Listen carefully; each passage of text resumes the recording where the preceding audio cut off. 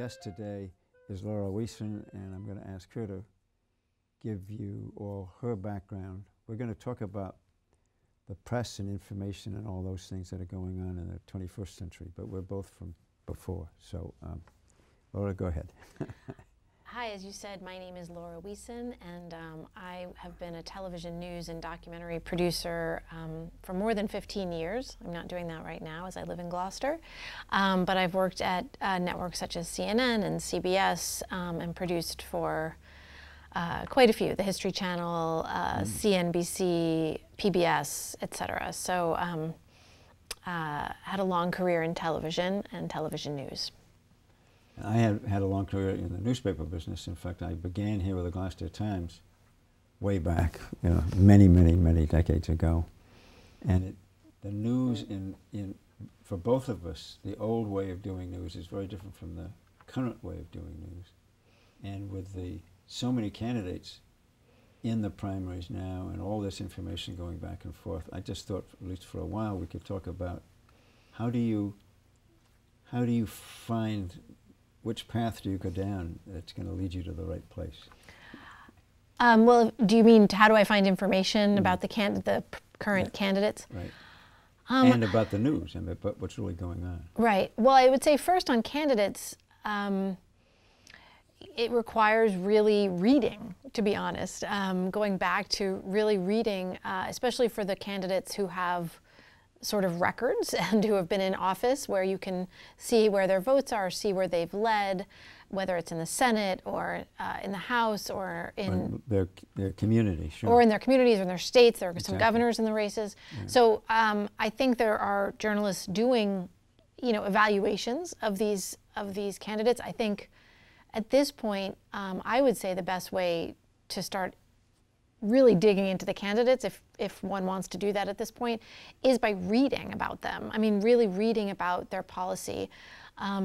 Television, I know, for instance, Elizabeth Warren had a town hall last night on CNN, so there were quite a bit of policy prescriptions that came out of that last night.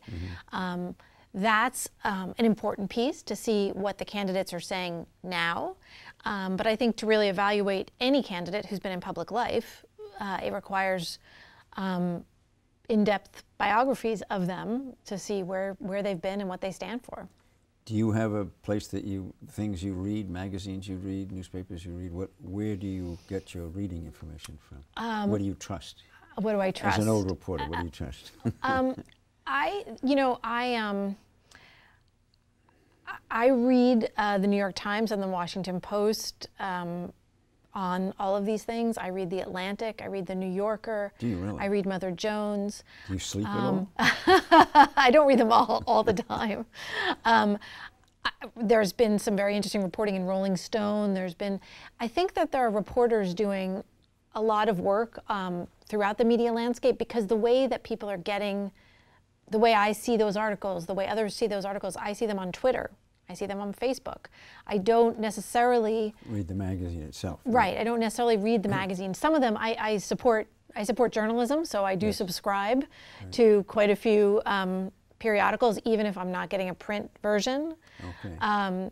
So I read the New York Times online and get the Sunday paper every so often. I read the Washington Post, but I do believe in paying for journalism, so I pay for journalism.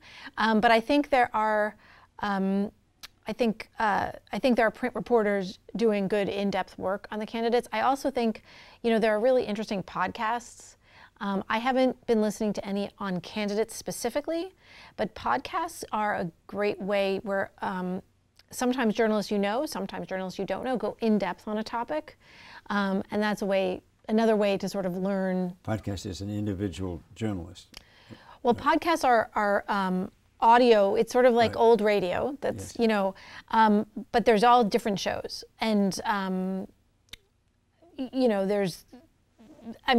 runs the gamut. You can do some on history. You can do some on any sort of social issue that you want. But there are the New Yorker has a radio hour that they've made into podcasts. There are. I don't know if the Atlantic has one yet, but I'm sure they do. Washington Post does. New York Times does. And there's, some are more of a scan of the day's news. The New York Times has a great podcast called The Daily, which I listen to almost every day. I look at it as Right. a newspaper, but I've never thought of doing that. Yeah. Well, they will often take a story a story that they've covered and Right. talk to the reporters and go in depth. Oh, really? And Okay. it's fascinating, and it's not always what you expect. But there's a lot of sources of information aside from sort of the main periodical, and I think we can look to all of them. How would, just Joe Ordinary sort all this stuff out and decide?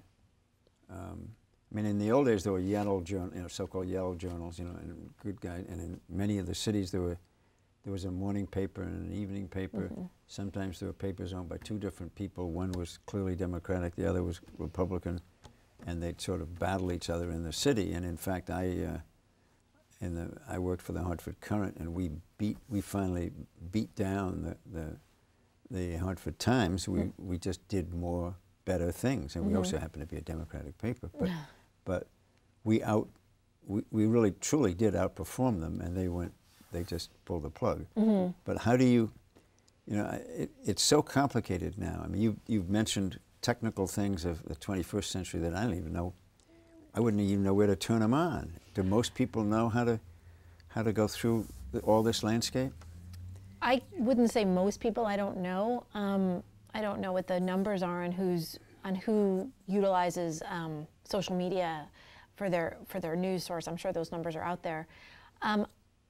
I think that it's, from my perspective, it's a combination of traditional sources. I mean, I still do believe that traditional sources of journalists that are trained and work on standards and have editors that are holding them to standards. There are a few of them left. Yeah. There are quite a few of them left, and but they're operating in a different landscape. Yes. But they still exist. Yeah. And I look to those people as main sources of my information. And those. So do you go through and look for, Joe Smith? You got to make sure you find him and then read him, or do you just read?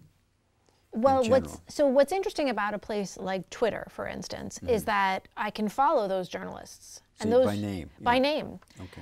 You can follow the New York Times, but more often you're following individual A journalists, reporter, yeah. reporters, and they are commenting either on their own stories or on other stories, or giving you more background on their reporting or on other people's reporting, or they're in dialogue with other reporters. I mean, it's really quite interesting. I should go look at that, yeah, because I just haven't done that. Right, and lot. it's a new world. It was a new world Yes. for me too a few years ago.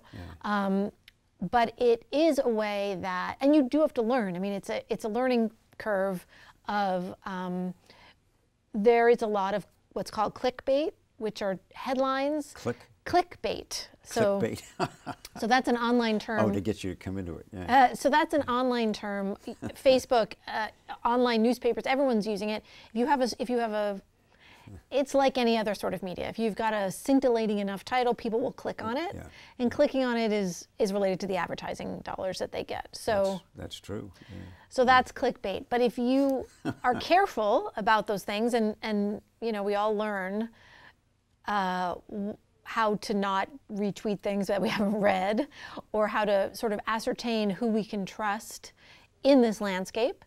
I would say there is, as I said, a learning curve, but there are people doing really interesting work. And the sort of other piece of this is that on Twitter, for example, there are scholars, and there are people in government, and people who have been in government, and former military people, generals who are tweeting, who are giving answers. Who are giving answers, and who also sometimes are presenting their research. Journalists don't normally do this because I think they have certain regulations. But others, attorneys, and others will write what are called tweet threads. They will write Twitter threads, and they, 1 through 30, where they explain a piece of the news that's coming out. Now, you have to be able to take this all with a grain of salt and check That's the problem. Yeah. Right. No, it is. Well, in the old days, reporters, we were told we had to write straight. But then when they put on the piece that you were writing commentary, you could then express an opinion. And I was a reporter, and then at one point I ended up on the editorial page. So all of a sudden I was allowed to express opinions, and boy, was that hard for me to do, because I've been trained not to, if you know what I mean. Right. And reporters in those days, you sort of knew who they were, but we were in theory, the editors and the reporters were supposed to make sure that you weren't biased in what you were doing. And actually it made it difficult because then if you went to interview somebody again, he or she would say, "Boy, I'm not going to talk to you again because you mucked it all up last time." So you had to keep pretty much honest and down the straight path. Well, I'm not sure that's still going on, is it? That is still going on. It is? Okay. Yeah, absolutely. There are reporters, and that's why I say reporters for the major periodicals and for, I'm sure, for smaller and for local papers. I mean, people are winning Pulitzers at the Miami Herald. People are winning. Reporters are trained, and at television networks and at CNN, reporters are trained to get the facts, the same as always, and to back up their facts, and to have however many sources your paper requires, 3 sources generally, I believe, to go forward with a story. And that may seem harder to maneuver now, but those rules are still in place. I would think it would be. At my age, I think it would be much harder to maneuver through, to get through all these things. Well, I think there's a lot more television and now radio, or now podcast, but television has blurred the line to some extent between straight reporting, and there are still many great, straight reporters on television news, and opinion. And opinion pervades the process. You've got the panels of experts, right? They are able to give opinions. You have a moderator who's generally a journalist who can prod and ask. Well, I don't mind that. Yeah, I mean, if there are 3 people and you know that it's, left, right, and center, I don't mind them talking. But that's not. Way. It doesn't have to be left, right, and center anymore. I mean, that was the Fairness Doctrine, which was abolished in 1987. So there used to be a time when you were required to show different sides of different opinions. Yes. We are no longer, as we know, in a media landscape where people have to show different opinions. Well, how do the people watching here today make sure that they really are getting the right information, and that what they think is the road isn't a blur or a dead end or something like that? That's a great question. I think the lack of regulation and the current polarization in the media landscape means for ordinary people that we have to do more work. And I think we have to do more reading. As readers. Yeah. As readers. And I think it can't be, I don't think it can be broadcast, to be honest, because I think broadcast television, broadcast news has different requirements. And for pure information that's not personality driven, I think we need to start with the print, with print and with print reporters. I think it's important not just to get our information from our wind tunnels on Facebook or anywhere else on social media. I think one of the sad things, as you know, is that the print journalism is on a decline because the money isn't there. The circulation of the newspapers and the magazines is down. Right. All over the place. So there isn't. And sure, there are a few that are blooming. If you're a left winger, there are a couple of left wing things, but the general circulation is down. And where are people going to get this information? 2020 is coming right up, and it's an important year. Where are you going to get? Where do you go to get this information? Well, I mean, I think we have to support newspapers. Excuse me. I think that newspapers are trying to figure out this new landscape and trying to monetize and make their bottom line work in the new landscape. And I don't think the New York Times or the Washington Post are going anywhere just yet, or the Boston Globe, but I think we have to support them. I think we have to pay for subscriptions. I think we have to read magazines. I think we have to support the places where we know, through our research, through the history, where we know that they are doing fine journalism. Mm-hmm. And much of what's coming out into television and elsewhere comes from print. I mean, much of that relationship in the press corps. So that's still true. Okay. It's still true as far as I know. Yeah. That everyone's doing their own reporting, yeah. but the New York Times has a blockbuster piece, and everyone sort of goes and then tries to get their own sourcing for it. Right. It's the same way that it's worked, as far as I know, for a long time. quotes it without saying it's from the New York Times. All that No, kind of no. If you awful- I notice know. now, if No, you I know, but if we you used know- to do that. right? Well, now they're very careful to say, especially Yes. with some of the more incendiary things, Yes. to be very careful With to a say source, we yeah. haven't sourced it yet. They Yes, have, but, yeah. but they're I see CNN is doing this. Everyone is when a place like the New York Times comes out with a blockbuster report, people are saying we're going to go with it even if we haven't confirmed it. Yeah. But then many times they'll say, as the New York Times Yes, they do. reported yesterday. Right, da-da-da-da-da. right, and Yeah. it's both protecting themselves Yes, exactly. and giving The credit where source. credit is Yeah, due. Exactly. But there's people doing amazing, work at all these papers and all these magazines, and I think the work for us is to figure out who they are Well, that's it. and to follow them, and to keep adjusting our expectations. But I think the thing not to do, and the way not to get all of our information, is through sort of what's coming at us on social media. Because that has become, we now know Facebook is not unbiased, and we're getting But nobody's newspapers weren't unbiased. right there. So- What is bias, and how can you ever? But it's a different kind of bias, and that's what worries me, because if you really are a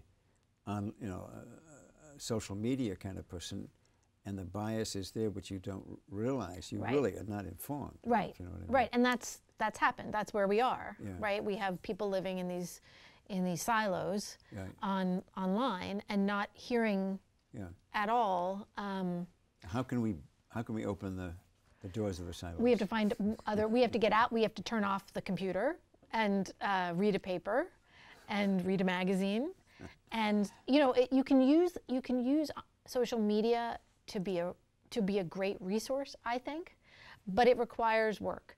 You can't be a passive observer now. The way you could watch the Yes, yeah. evening news. When I Right. worked for the evening news with Dan Rather, people trusted it. They thought, okay, we'll sit down at 6:30. And just turn That's the what news we on. need to That's know. right. That's what we need to know today. And the same thing in the newspaper business. Right. I mean, you knew that the paper was printed at whatever it was, 8 o'clock at night, so it didn't have late news, and you just waited for the next day's paper to have that news, and that's Right. the way it was. And when I was at the Hartford Courant, we were a morning paper, and right close to me was a little closet with the wire printers there, and we'd go and look and say, "Oh my, look at that! We're going to get that in the paper tomorrow morning," because it was not going to get in even though it was printed at 3 or 4 o'clock in the afternoon on the AP wire printer.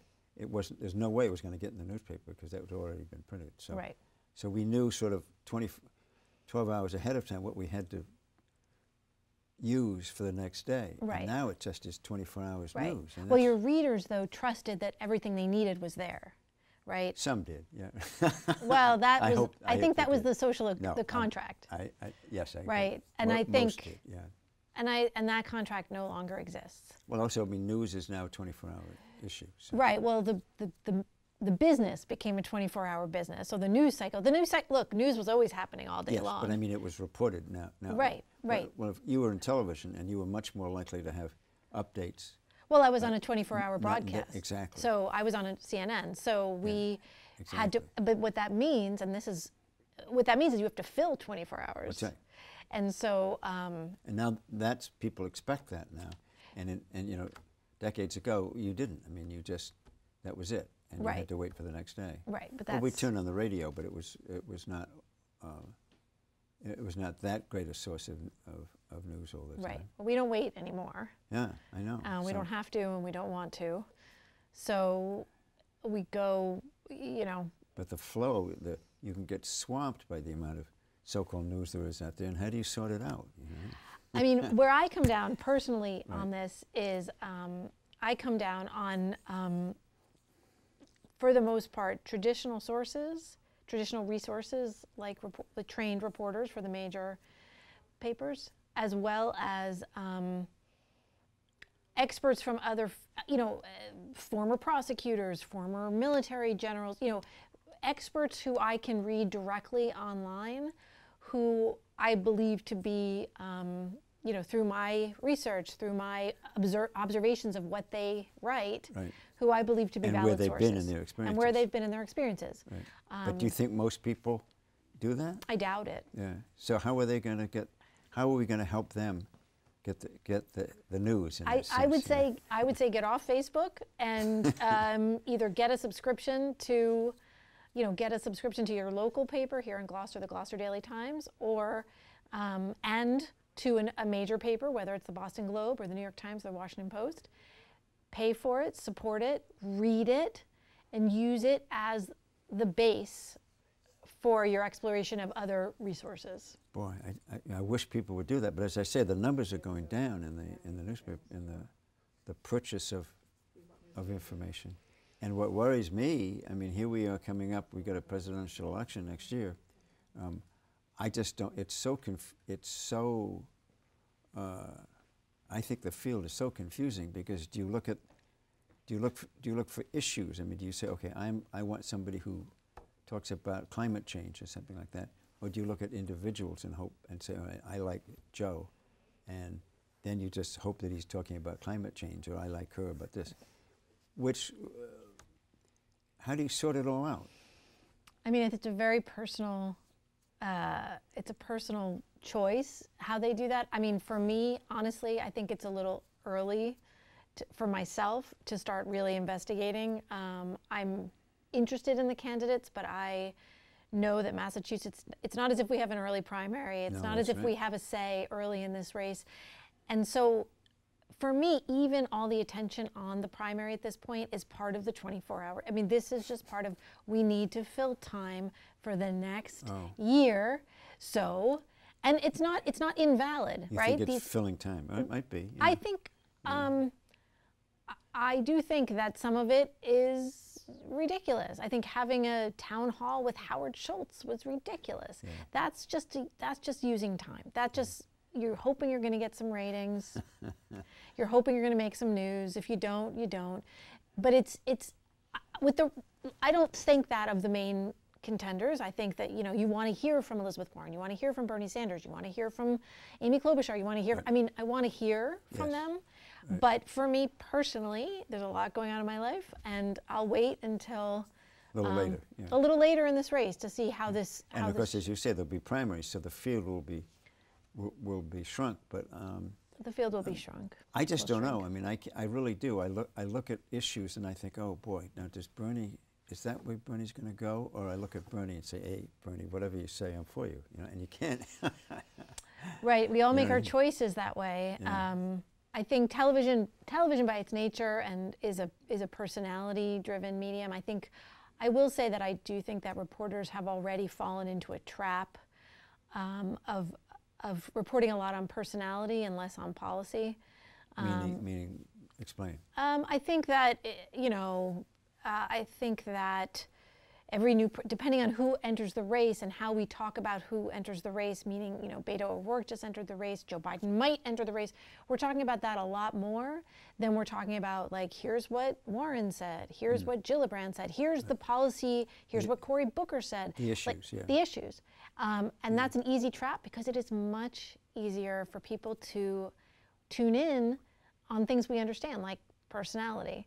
It's a lot harder to talk about corporate governance and tax policy and electoral policy.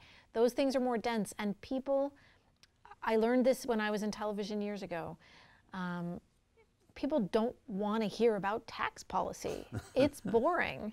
But if in the old days, what was sort of called yellow journalism, I mean, again, it was personalities. I mean, these people were, you didn't know, sometimes you had no idea what they were really, I mean, from what I've read, you really didn't know what they were talking about as much as it was this character. And he or she, mostly he in those days, had all sorts of followers. And I don't think they were, I think nowadays it's much harder to hide where you come from. Really? I do, don't you? No. No? Because you know how to get in, see, you know how to dig down.